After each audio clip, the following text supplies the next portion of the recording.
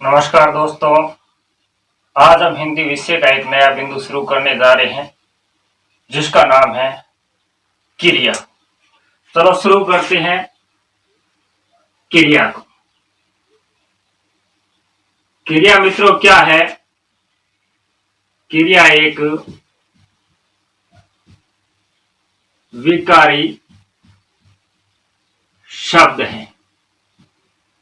मित्रों, विकारी शब्दों के बारे में हमने पहले अध्ययन किया था और विकारी शब्दों में हमने संज्ञा, सर्वनाम, विशेषण पहले पढ़ चुके हैं। अगर आप उनका वीडियो अगर देखना चाहते हैं तो इस वीडियो के डिस्क्रिप्शन में उसका लिंक मिल जाएगा, वहां जाकर के उनको आप देख सकते हैं। विकारी शब्द है। विकारी होता क्या है? विकारी शब्द वे शब्द होते हैं जिनका अगर वाक्य में प्रयोग करें तो इनका रूप लिंग, वचन, काल, पुरुष के अनुसार बदलते हैं। यानी क्रिया विकारी शब्द है। क्यों है? क्यों है ये?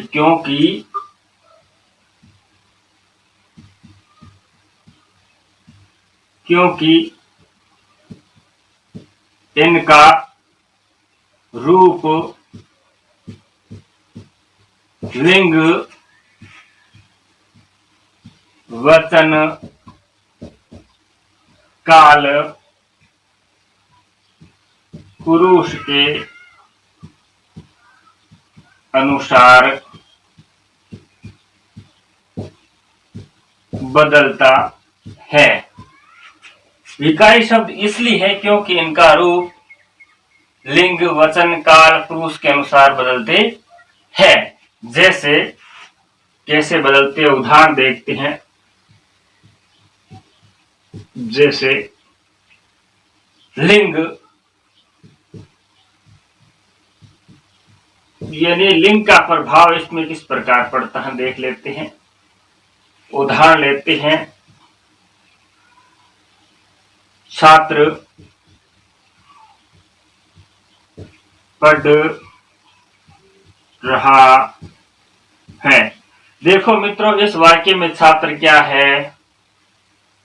पुल्लिंग है। तो क्रिया भी क्या है? पुल्लिंग है। यानी छात्र, पुस्तक, पुस्तक या है नहीं, छात्र पढ़ रहा है। अगर इस छात्र की जगह हम छात्रा करेंगे, छात्रा पढ़ रही है हो जाएगा। यानी हमने इसमें छात्र पुल्लिंग के स्थान पर छात्रा स्त्रीलिंग शब्द का प्रयोग किया तो हमारी क्रिया भी स्त्रीलिंग होगी। हमारी क्रिया में क्या आया? परिवर्तन आया। लिंग के अनुसार इसका रूप बदल गया। अब देखते हैं वचन का प्रभाव किस प्रकार पड़ता है। विकारी शब्द होते हैं जिनका लिंग, वचन, काल, पुरुष का प्रभाव इन पर पड़ता है। इन क्रिया बदल जाती है, विकार उत्पन्न हो जाता है। वचन देखते हैं। जैसे लड़का खेल रहा है। देखो मित्रों, लड़का इसमें क्या है? एक वचन है। और इसी का अगर बहुवचन करेंगे तो क्या हो जाएगा? लड़के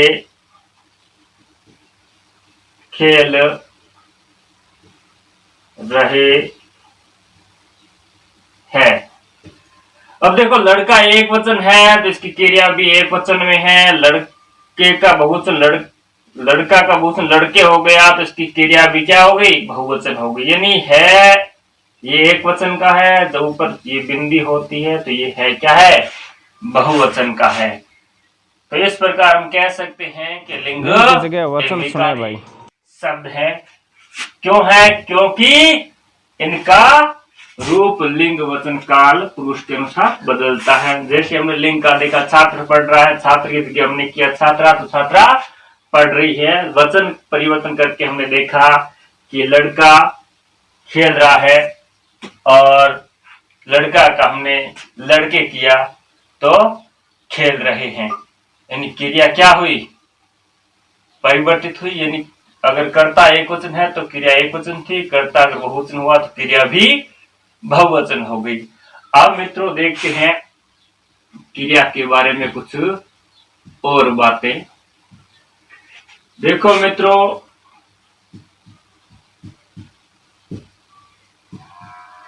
क्रिया के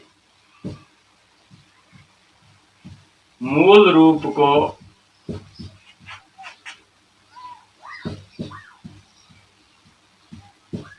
धातु कहते हैं। ये मूल रूप से हमारा तात्पर्य यानी संस्कृत।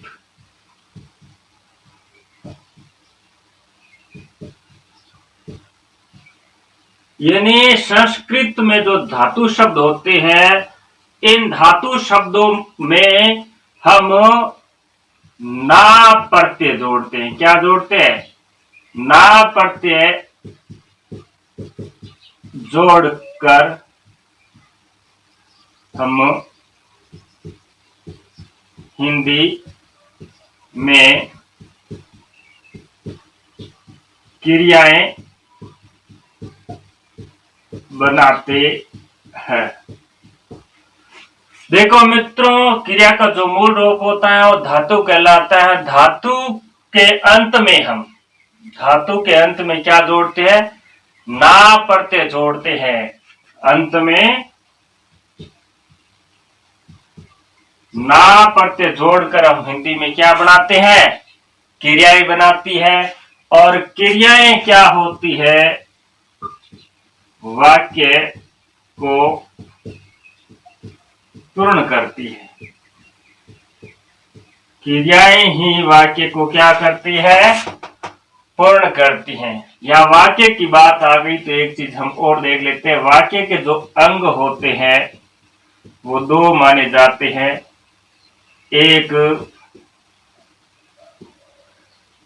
उद्देश्य और दूसरा विधेय। मित्रों, उद्देश्य जो अंग होता है इसमें कर्ता और कर्ता का विस्तार आता है, और विधेय अंग में क्रियाएं आती है। तो हम कह सकते हैं कि क्रियाएं वाक्य के किस अंग का हिस्सा है? यानी क्रियाएं वाक्य का विधेय अंग होती है। यानी क्रियाएं क्या है? वाक्य के कौन से अंग में होगी? क्रियाएं वाक्य का विधेय अंग होती है। जैसे उदाहरण देखते हैं कुछ।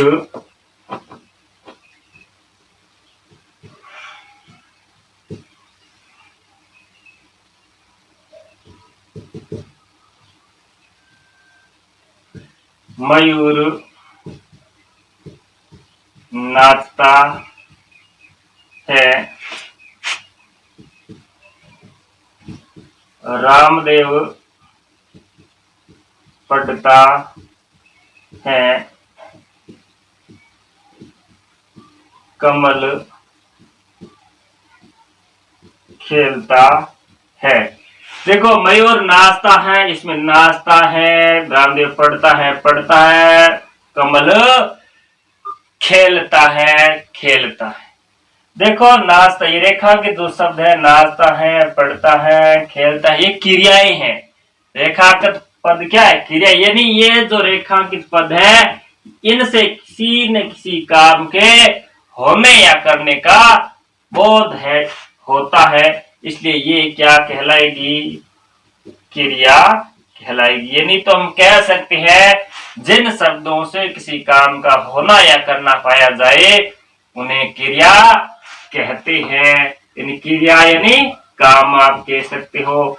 यानी जिन शब्दों से पता चले काम हो रहा है वही क्या शब्द? क्रियाएं होती है। होना और एक करना। होना और करना में हम फर्क समझेंगे। तो मित्रों, हमने पढ़ा क्रिया के मूल रूप को क्या कहते हैं? धातु कहते हैं। मूल रूप संस्कृत का। धातु में हिंदी में हम ना प्रत्यय अंत में जोड़ करके क्या है? क्रियाएं बनाती है। और क्रियाएं वाक्य को क्या करती है?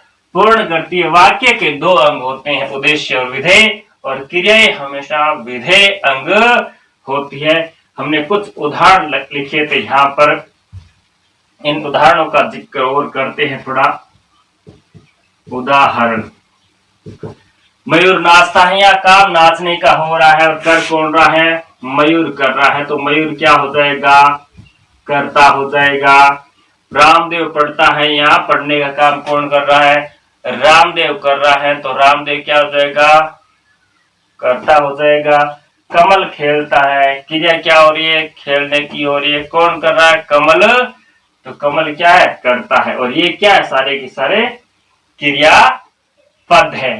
देखो इसमें देखो, नाचता में नाच, खेलता में खेल, पढ़ता में पढ़।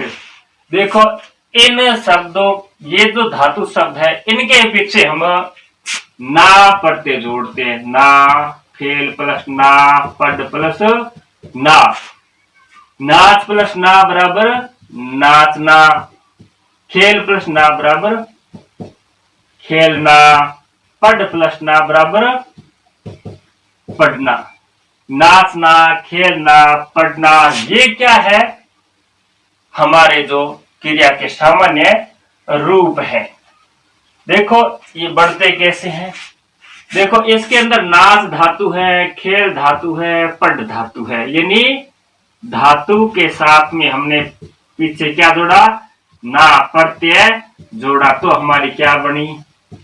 क्रिया बनी। यानी धातु के साथ प्रत्यय जोड़ करके हमने क्रिया का निर्माण किया।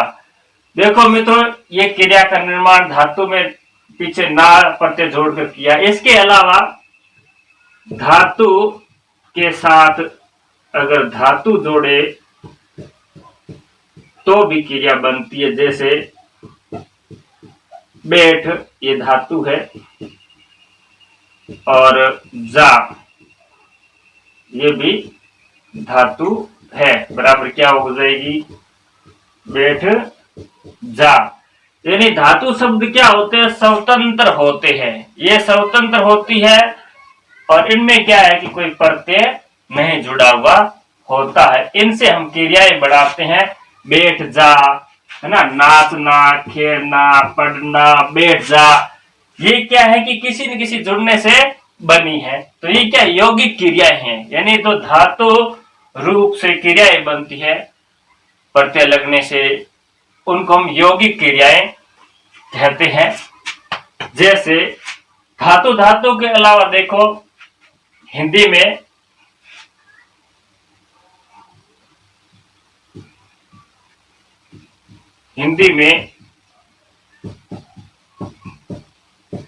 संज्ञा, सर्वनाम,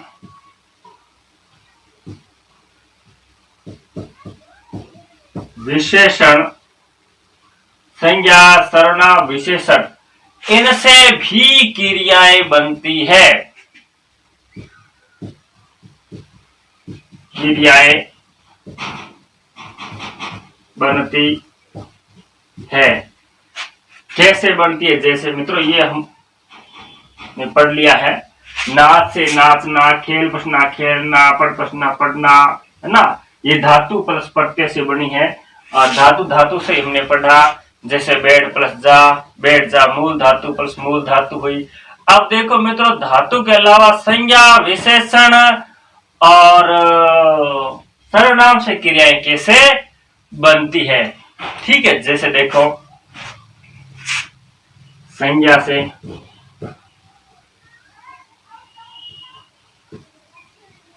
सर्वनाम से और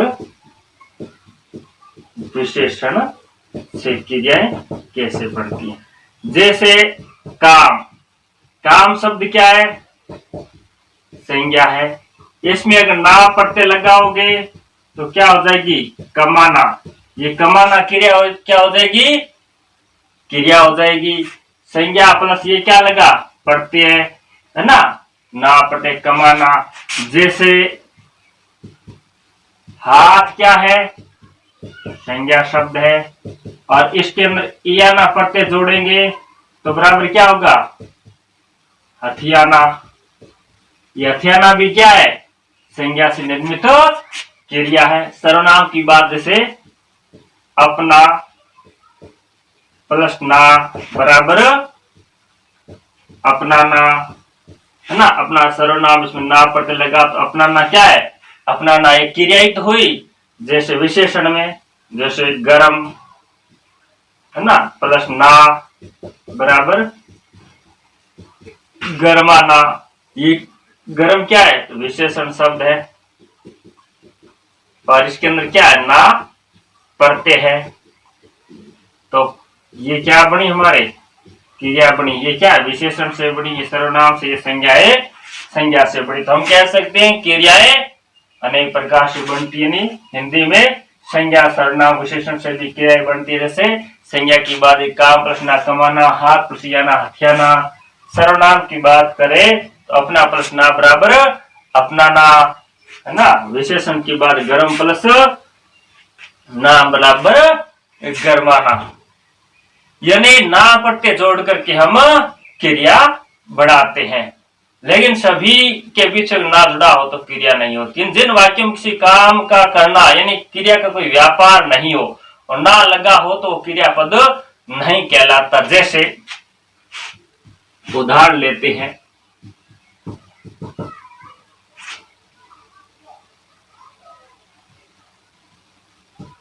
लड़का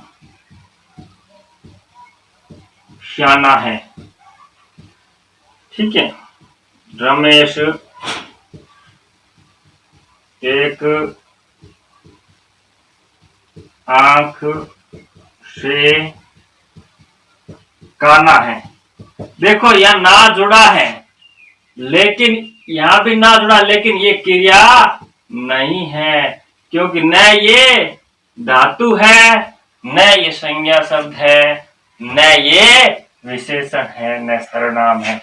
तो इन पदों को हम क्या है कि क्रियापद नहीं कहते।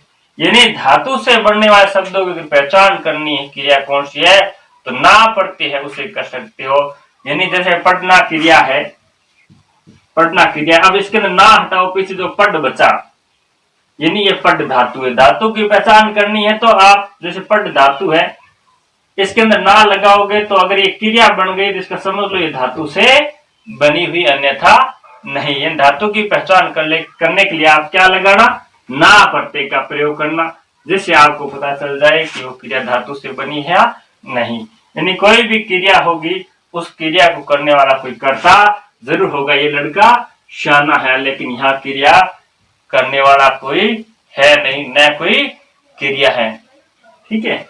क्रिया के अंदर कर्ता अवश्य होता है, कर्म चाहे हो या न हो। अब क्रियाएं जो होती है उसके 3 रूपों में प्रयोग होता है।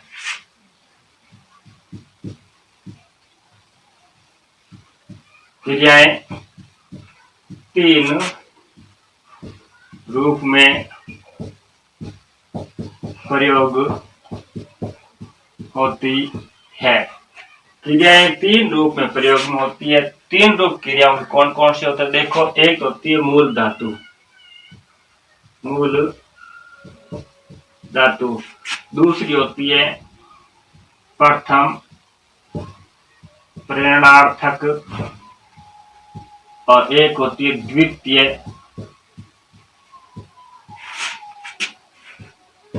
प्रेरणार्थक। यानी मूल धातु में तो क्या होगा, जैसे मूल धातु से बनने वाले क्रिया, जैसे सुनना, इसके अंदर क्या है कि सुनने वाला जो कर्ता होता है वो स्वयं होता है, और प्रथम प्रेरणार्थक में यानी वो किसी को सुना रहा होता है, तो सुनाना। और तीसरी जो होती द्वितीय प्रेरणार्थक होती है, उसमें किसी के द्वारा यानी सुनवाया जाता है, सुनवाना। यानी एक सुनना, एक सुनवाना, सुनाना, और तीसरे सुनना। यानी इसके अंदर क्या होता है, कर्ता होता है वो स्वयं काम करता हुआ प्रतीत होता है, कर्ता सुन रहा है। सुनाना इसका मतलब काम करने वाला किसी को सुना रहा है, कर्ता यानी मैं किसी को सुना रहा हूं, मैं सुन रहा हूं, मैं सुना रहा हूं, और मैं किसी से सुनवा रहा हूं। ये क्या है कि 3 रूप होते, 3 रूप प्रयोग होती है। जैसे इसके और उदाहरण देखो, लिखना, लिखाना, और क्या हो जाएगा, लिखवाना। लिखना यानी मैं खुद लिख रहा हूँ, लिखाना यानी किसी से लिखवा रहा हूँ, लिखाना और लिखाना और लिखवाना। जैसे खुद पढ़ रहा हूँ, इन पढ़ना है ना, किसी को पढ़ा रहे तो पढ़ाना, और उसे पढ़वा रहे हैं तो पढ़वाना। इस प्रकार क्रिया 3 रूप में प्रयुक्त होती है। यानी ये थे क्रिया के रूप। अब अगला टॉपिक हमारा है क्रिया के प्रकार। क्रिया के प्रकार मित्रों इसे अगले वाले वीडियो में पढ़ते हैं। तब तक आप इस वीडियो को देखो। जिसने लाइक और सब्सक्राइब नहीं किया वो लाइक करें, सब्सक्राइब करें और वीडियो को शेयर अवश्य करें। जय